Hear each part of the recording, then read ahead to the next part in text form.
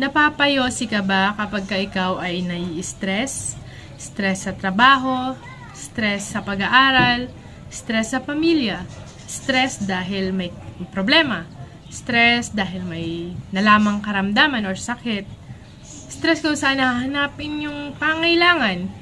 So, ang ginagawa ng iba, binabalingan nila ang paninigarilyo. Tama ba ito? Mali po ito. Ano po yung dapat gawin tuwing kayo ay na-stress? Ano yung kapalit ng yosi? Imbes na manigarilyo ka, ito yung mga dapat mong gawin. Practice relaxation techniques. Katulad ng deep breathing.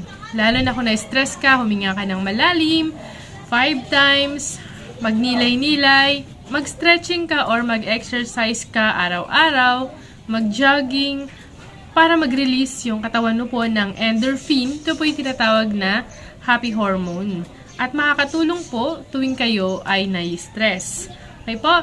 Pwede rin po kayo magpakonsulta sa mga doktor, mga therapist, counselor, or sabihin niyo po sa inyong mga kaibigan kung ano yung mga suliranin po ninyo, baka sakaling makatulong din po sila. Higit sa lahat, manalangin po kayo sa Panginoong Diyos at tulungan po kayo sa inyong mga nararamdaman. Huwag na huwag po ninyong babalingan ang paninigarilyo. Dahil una sa lahat, napakamahal ng sigarilyo. Gawin nyo na lang, ipunin nyo na lang yung pambili ng sigarilyo, kesa naman susunugin nyo lang sa pagyoyosi. Ganon din po, nagdudulot po ito ng napakaraming chemicals na nakakasira sa ating baga, sa ating katawan, at nakakapagdulot din po ito ng malalalang sakit. So, ilalagay ko po sa description ng video ito yung mga playlist na pwede nyong panoorin para maiwasan nyo na ng tuluyan ang paninigarilyo. Meron din po akong binibenta na guide on how to achieve a smoke-free life. Mura lang po ito. Check nyo po sa description kung paano po kayo makaka-avail. Hindi lang yan. Kapag nag-join membership po kayo sa channel ko, ay makukuha nyo po itong guide na ito ng libre. Sana punta po kayo sa description ng video ito. Click nyo po yung how to join my channel. Yan. Magiging priority po kayo sa mga reply ko, sa mga tanong po ninyo. Ganon din po sa mga members only videos. So, sana pong hinihintay nyo, mag-join na po kayo sa channel ko.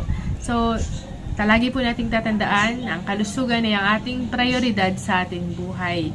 Prevention is better than cure, sabi nga po nila.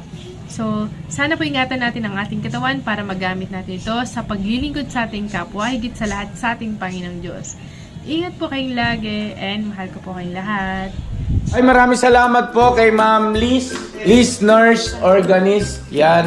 Pakisuportahan po ang kanyang YouTube channel, mga ka-business naming minamahal. Yun naman po. Ito yung YouTube channel niya. Ini-invite ko po kayo na pakibisita lang po yung aking YouTube channel. Liz Nurse Organist po. Ang mga topic ko po doon tungkol sa kalusugan, sexual health po. Minsan, tumutulong din po ako sa mga kababayan natin na paano tumigil sa mga pag-inom ng alak, bisyo, ganon, sigarilyo. Yung tatay ko po kasi dati ay naninigarilyo. Kaya yun po yung naging pundasyon ko po para mag-vlog para po makatulong po sa kanya sa pamamagitan po ng pag-a-advise sa pagtigil. And bukod sa tatay ko po, marami rin pong kilalang kababayan natin kasi na ganon. May mga bisyong ganon. Gusto ko po silang tumigil at maging malusog para hindi magkaroon ng komplikasyon. Ayan, salamat na marami, Ma'am, ha. So, lahat ng mga narinig nyo, itigil nyo na, ha.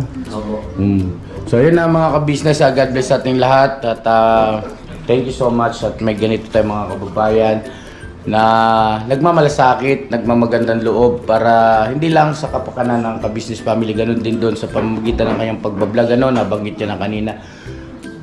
Thank you so much, sir, ma'am. Thank you so much po. Palakpakan naman natin.